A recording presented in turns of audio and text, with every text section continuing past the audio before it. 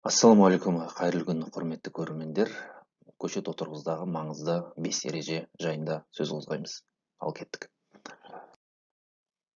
Ең бірінші, дұрыс көшет таңдаған абзал. Мына жерде біз екі сурет келтірдік.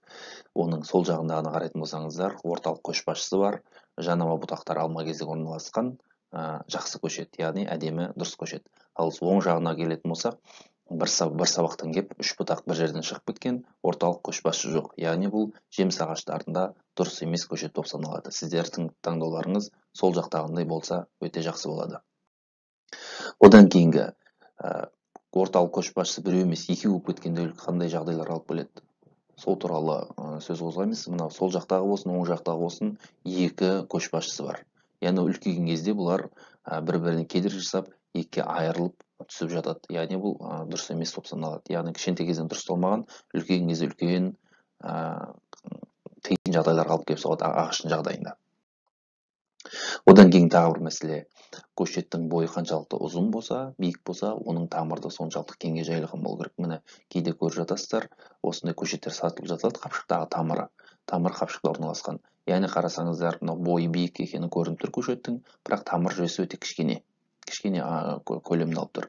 Яғни бұл да дұрыс емес. Яғни бұл тамырын өте қатты зақымдап, кішірейтіп кесіп тастаған деген сөз. Яғни бұл да дұрыс көшет болып саналмайды. Одан кейінгі екінші ереже, ол дұрыс орын таңдауыңыз керек. Мысалы, сол жақтағы суретті қарайтын болсақ, электрлі сымның астына отырғызылған, ол ағаш биікке өскеннен кейін, ол міндетті түрде электр сымдарына кедергі жасағаннан кейін, ол міндетті түрде кесілуге тура келеді. Оны сіз кеспесеңіз де, оны қалалық әкім немесе аудандық әкімшілікке оның бәрі кесіп кететін болады. Одан кейінгі оң жағына қарайтын болсаңыздар, оң жағындағы, яғни тура көшенің жанында отырғызылған, ол жерде кейін асфальт төселген. Яғни асфальт төсеудің астын қырған, яғни сол кезде тамыр жүйесін зақымдап, тамыр жүйесін кесіп тастаған. Яғни одан кейін оның жерге бекіп тұратын жер жоқ. Сол себепті де ол үйге қарап құлаған. Яғни ондай болашақта құрылыс жүретін жерлердің жанына да көшет отырғызбау ұсынылады, талап етіледі. Яғни орын қандай болу керек біз үшін? Яғни біздің орнымыз көшеттің тамыр жүйесінің дамуына ертең сабақтар жан-жаққа жайылған кезде жеткілікті орын болу керек. Одан кейінгі міндетті жарық толық түсетін болу керек. Үйдің көлеңкесінде, бір шарбақтың көлеңкесінде болмаған абзал, және болмаса бір ағаштардың көлеңкесінде. Одан кейін топырақ болу керек. Яғни құм болмау керек, қиыршық болмау керек. Яғни топырақ. Яғни топырақ дегеніміз құрамында құнарлы қоректік элементтері бар затты айтамыз. Одан кейін міндетті түрде оның топырақтың құрамында ылғал болу керек. Ылғал болмаса қолдан суаруымыз керек. Яғни осындай 4 негізге талап бар екен.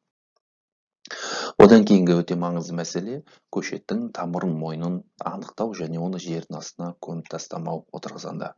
Мынау көрсетіп отырғанымыз мынау бірінші жоғарыдағы телінуші, яғни бұл түсінікті болу үшін көп қоғамда айналады привой деп айтады. Одан кейінгі астында ең төменгіде улама дейді, бұны подвой дейді. Яғни одан кейін мынау кішкене иілген жері, бұны прививка, яғни телінген жер. Ал телінген жердің астында тамыр басталатын жер, яғни тамыр жүйесі басталып кететін тамыр мойны деп айтады. Яғни тамыр мойны ешқашанда топырақтың астына көмілмеу керек. Егер ол топырақтың астына көмілетін болса, онда ол жемістің кеш пісуіне, оның денсаулығының нашар болуына, жемістің кеш беруіне, оның түрлі аурулардың кеп түсуіне, және жемістің сапасына әсер етіп кетеді. Сол үшін де бұл тамыр мойны ешқашанда топырақпен көмілмеу керек деген бұл ереженің бірі. Мына жерде келтірілген фотомызда біріншісіне қарасаңыздар өте дұрыс. Өйткені тамыр жүйесі жер астына көмілді, тамыр мойны жердің, яғни топырақтың бетінде тұр. Яғни дұрыс кесілген, дұрыс көмілген, дұрыс отырғызылған.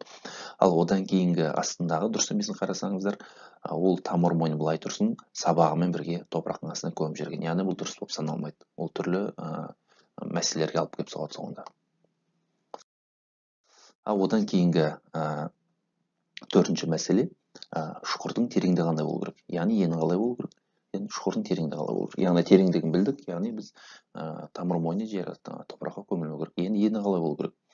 Ені енді жалпы тамырдың енін есептейсіздер, мүмкін 15 сантиметр шығар. Мына жерде астына келтіріп қойдық, мына жерде формулада келтірілген. Яғни шұқырдың кеңдігі 3D болу керек дейді формуламен. 3 деген D дегеніміз ол тамырдың ені, яғни сіздің тамырыңызды есептеп көрсеңіз, ені шамамен алып жатқан енді 15 сантиметр болатын болса, 10 сантиметр 15 сантиметр деңіз, соны 3-ке көбейтесіз. Яғни 15 мен мына жерде мысал ретінде келтірдім. Егер тамыр жүйесі 15 сантиметр болатын болса, ені, онда оны шұқырдың ені онда 45 сантиметр, яғни 3-ке көбейтетін боламыз. Одан кейін өте маңызды мәселенің бірі, отырғызып болдық, енді оны біз міндетті түрде суаруымыз керек. Өйткені тамыр жүйесі әлі суды табатындай қауқарда емес, өйткені енді отырғызылды. Мүмкіндік соған көмектесу үшін басында біз суаруымыз керек. Суарудың өзінің ережелері бар, мөлшері бар. Яғни қалай суарамыз? Бірінші отырғызып болдық, одан кейін бір шелек су құямыз. Яғни ол толық сіңген күтеміз. Толық сіңген біткеннен кейін тағы да бір шелек су құямыз. Яғни 2 шелекпен бітіруге болады. Одан кейінгі тағы бір мәселе, мынау суреттің оң жағында көріп тұрсаңыздар, мына жерде қауыз жасаған арнайы суды ұстап тұратын, осындай істеп қойсаңыздар болады. Яғни су жан-жақ кетпес үшін басына осындай көмектесуге болады.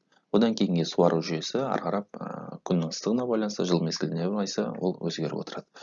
Міне қысқаша осы көшет отырғызудағы 5 мәселе. Егер сұрақтарыңыз болатын болса, міндетті түрде қалдырыңыздар комментте, жауап беруге қашанда қуаныштымыз.